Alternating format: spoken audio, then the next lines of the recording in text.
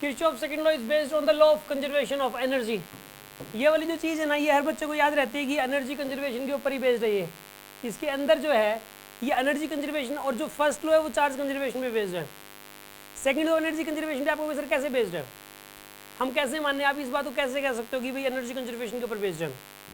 जो केवीएल है ना, वास्तव में हुआ ये कि केवीएल को बनाया कैसे गया होगा, किरचॉफ ने क्या सोचा होगा केवीएल को बनाया, इसका लॉजिक क्या दिया होगा उसने, क्योंकि जब भी कोई चीज़ देते हैं तो उसकी लॉजिकल वेरिफिकेशन होती है, उसको देनी पड़ती है वो, ठीक है, बहुत एक्सप्लेनेशन चाहिए।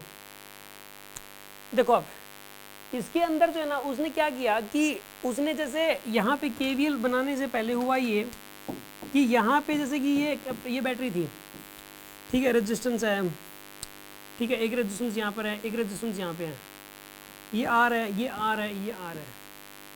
उसने क्या किया कि रियलिटी में इनकी वैल्यू उसको पता थी रेजिस्टेंस की, और ये बैटरी का ईएमएफ भी पता है उसको। उसने ये देखा कि इसमें से पर सेकंड कितनी एनर्जी निकल रही है, फिर ये पर सेकंड कितनी वेस्ट कर रहा है, फिर पर सेकंड ये कितनी वेस्ट कर रहा है, फिर ये पर सेकंड कितनी वेस्ट कर रहा है, ठीक है, और ये जितनी निकाल रहा है एनर्जी, ये इन तीनों की वेस्टेज के बराबर है, तीनों की जूल हीटिंग के बराबर है।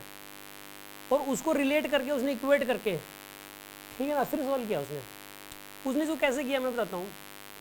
उसने इसमें से एक बात बताओ, इसमें से कितनी एनर्जी निकल रही है पर सेकंड, आपको कोई बता सकता है? E इंटू आई के बराबर, ठीक है ना, और ये कितनी वेस्ट कर रहा है बताइए आप? आई स्क्वायर आर कर रहा है, आई स्क्वायर R1 कर रहा है, ठीक है, और ये कितनी कर रहा है बताइए आप? आई स्क्वायर, और ये कितनी कर रहा है? आई स्क्वायर R3।